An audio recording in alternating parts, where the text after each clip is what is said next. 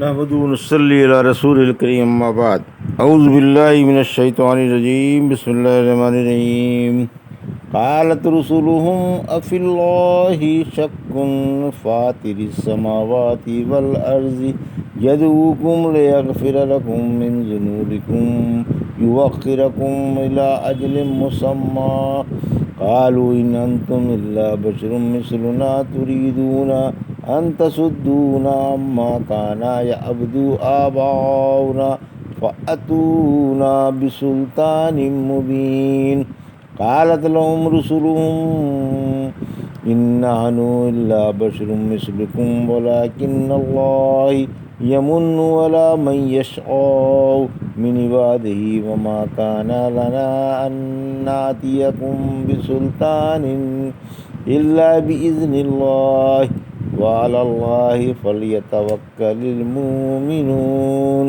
وما لنا ألا نتوكل على الله وقد هدانا سبلنا ولنصبرن على ما آذيتمونا وعلى الله فليتوكل المتوكلون وقال الذين كفروا لرسلهم لنخرجنكم من أرضنا أو لتعودن في ملتنا فأوحى إليهم ربهم لنهلكن الظالمين ولنسكننكم الأرض من بعدهم ذلك لمن خاف مقامي وخاف وعيد.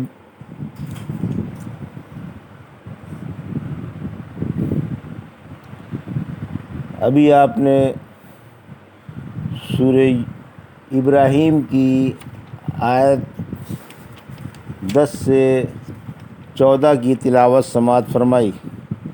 ان آیتوں کا ترجمہ اور تفسیر اس طرح ہے: قالت رسلهم افی اللہ شک فاطر السماوات والارض یدعوکم لیغفر لکم من ذنوبکم ویؤخرکم الی اجل مسمی قالوا ان انتم الا بشر مثلنا تريدون ان تصدونا عما كان يعبد آباؤنا فأتونا بسلطان مبين. آیت 10.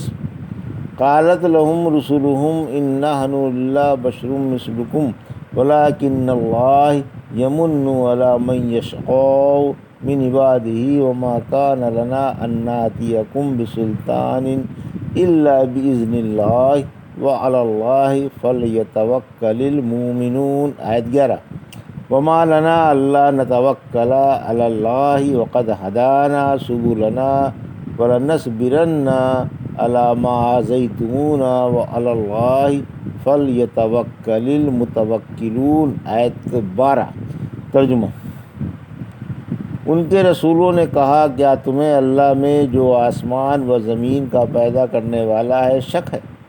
وہ تم کو تمہارے گناہ معاف کرنے کے لیے اور ایک مقررہ مدت تک مہلت دینے کے لیے بلا رہا ہے. بولے تو تم ہماری طرح کے بشر ہی ہو اور تم ہمارے باپ دادا کے معبودوں سے ہمیں روکنا چاہتے ہو. اچھا تو ہمارے سامنے کوئی روشن دلیل لاؤ. ان کے رسولوں نے جواب دیا، بے شک ہم تمہاری طرح بشر ہی ہیں، لیکن اللہ اپنے بندوں میں سے جس پر چاہتا ہے اپنا فضل فرماتا ہے. اللہ کے حکم کے بغیر معجزہ دکھلانا ہمارے بس کا نہیں، اور ایمان والوں کو اللہ ہی پر بھروسہ رکھنا چاہیے. ہم اللہ پر کیوں بھروسہ نہ رکھیں، حالانکہ اسی نے ہمیں ہماری راہیں دکھائی ہیں. ہمیں تمہاری ایذاؤں پر صبر ہی کرنا پڑے گا، اور اللہ ہی پر بھروسہ کرنے والوں کو بھروسہ کرنا چاہیے. یہ تھا ترجمہ سورہ ابراہیم کی آیت 10 سے 12 کا تفسیر. آیت 10. کافروں کی کٹ حجتی. کافروں کی کٹ حجتی کا بیان ہے کہ جب اللہ کے نبی ان کے پاس توحید لائے اور شرک کی برائی بیان کی تو انہوں نے توحید پر اعتراض کیے اور کہنے لگے کہ ہمیں ایک ہی اللہ کی عبادت میں شک ہے. اس پر نبیوں نے جواب دیا کہ افسوس، تم اللہ کے بارے میں شک کرتے ہو، یعنی کیا تمہیں اللہ کے وجود میں شک ہے؟ تمہارے ضمیر تو اس کو پکار رہے ہیں اور تمہاری فطرت سلیمہ اس کی گواہی دے رہی ہے. معنی کہ بعض لوگوں کو وجود باری میں شک ہوتا ہے اور انہیں غور و فکر کی حاجت ہوتی ہے اور ایسی دلیل کی تلاش ہوتی ہے جو اللہ کے وجود پر شاہد ہو۔ توحید کی ایک موٹی سی دلیل، اچھا تو اس کے وجود کی دلیل بھی سن لو۔ یوں تو دلیلیں بے شمار ہیں اور کائنات کے گوشے گوشے میں بکھری ہوئی ہیں، مگر ایک موٹی سی دلیل ملاحظہ ہو کہ یہ آسمان و زمین کس نے پیدا کیے۔ موجود کا وجود موجد کے بغیر ناممکن ہے۔ ظاہر ہے کہ آسمان و زمین کو بلا نمونے کے اللہ ہی نے پیدا کیا۔ جب اللہ ہی آسمان و زمین کا خالق ہے تو اسی کی عبادت لائق ہے۔ وہ ہر کام میں یکتا ہے، اس کے کسی کام میں کوئی شریک نہیں، لہٰذا اس کی عبادت میں بھی کوئی شریک نہیں۔ یہ فضائی تغیرات، یہ نظام کائنات، یہ تسخیر و انقیاد کی کیفیات جو انسان کے دن رات مشاہدے میں آ رہی ہیں، حق تعالیٰ کے وجود پر شاہد ہیں۔ یا کیا تم کو اس کے یکتا معبود ہونے میں شک ہے اور اس بات پر اعتراض ہے کہ عبادت اسی کی ذات کے لیے کیوں مخصوص ہے؟ جب وہ ساری کائنات کا خالق ہے اور پیدائش میں اس کا کوئی شریک نہیں تو وہی عبادت کے لائق ہے۔ عبادت میں بھی اس کا کوئی شریک نہیں ہو سکتا۔ اللہ سے قریب کرنے والے نیک عمل ہیں، وسیلہ کچھ نہیں۔ چونکہ اکثر قومیں خالق کائنات کی عبادت واجب جانتی تھیں، لیکن مخلوق کی عبادت اس لالچ سے کرتی تھیں کہ یہ ان کے اور اللہ کے درمیان واسطہ ہیں، ان سے انہیں یہ فائدہ ہوگا کہ یہ انہیں اللہ سے قریب کر دیں گے اور سفارش کر کے ان کے گناہ بخشوا دیں گے۔ اس لیے اللہ کے نبی اس گندے خیال کی تردید فرما کر انہیں بتا رہے ہیں کہ خود اللہ براہ راست تمہیں اپنی طرف بلا رہا ہے۔ مخلوق کو وسیلہ سمجھ کر اس کی عبادت نہ کرو، نبیوں سے تعلیم حاصل کرو اور اس پر عمل کرو۔ اللہ آخرت میں تمہارے گناہ معاف فرما دے گا اور دنیا میں تم کو ایک مقررہ وقت تک مہلت عطا فرما دے گا، پھر تم رب کے پاس سرخرو ہو کر آؤ گے۔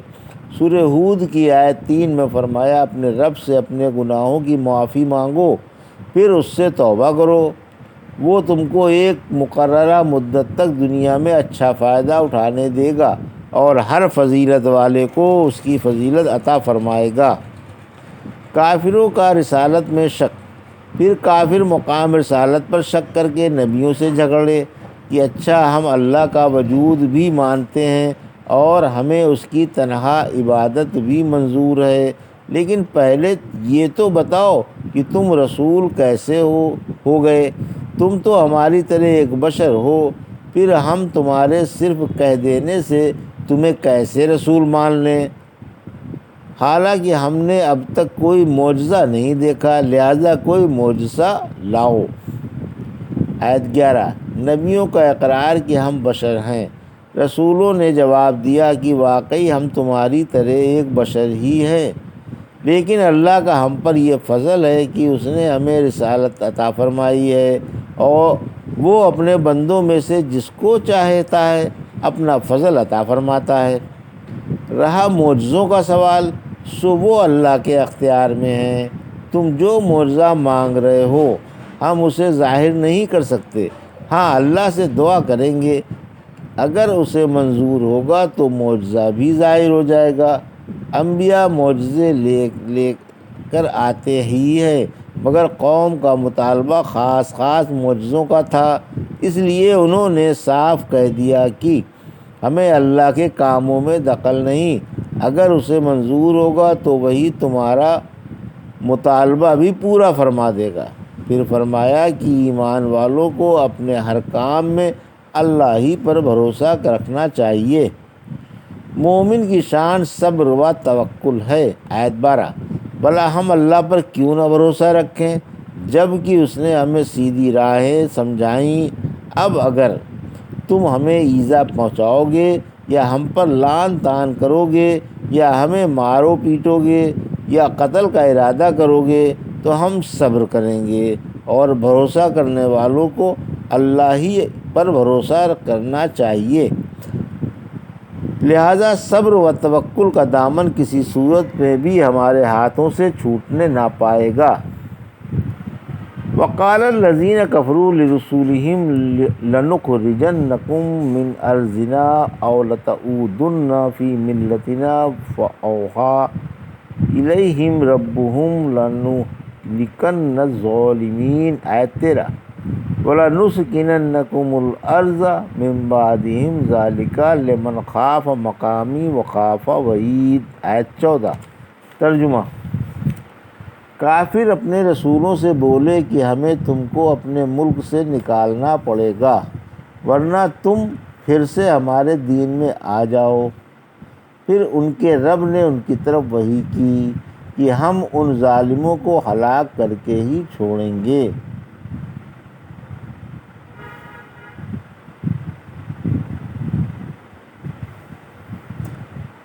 اور ان کے بعد تمہیں ان کے ملک میں بسا کر رہیں گے۔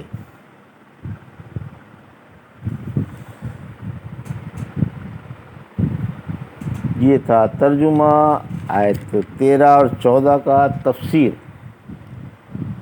انبیاء کو قتل و جلا وطنی کی دھمکی، آیت 13۔ کافروں نے رسولوں کو شہر بدر کرنے کی دھمکی دی، جس طرح قوم شعیب نے شعیب علیہ السلام سے اور مسلمانوں سے کہا تھا۔ سورہ اعراف کی آیت 88 میں، اے شعیب، ہمیں آپ کو اور آپ کے ساتھیوں کو جو ایمان والے ہیں اپنے شہر سے نکالنا پڑے گا ورنہ تم ہمارے دین میں واپس آ جاؤ۔ اسی طرح لوطیوں نے کہا تھا۔ سورہ نمل کی آیت 56 میں، لوط کے گھرانے والوں کو اپنے شہر سے نکال باہر کرو، اللہ نے قریشی مشرکوں کی طرف سے فرمایا۔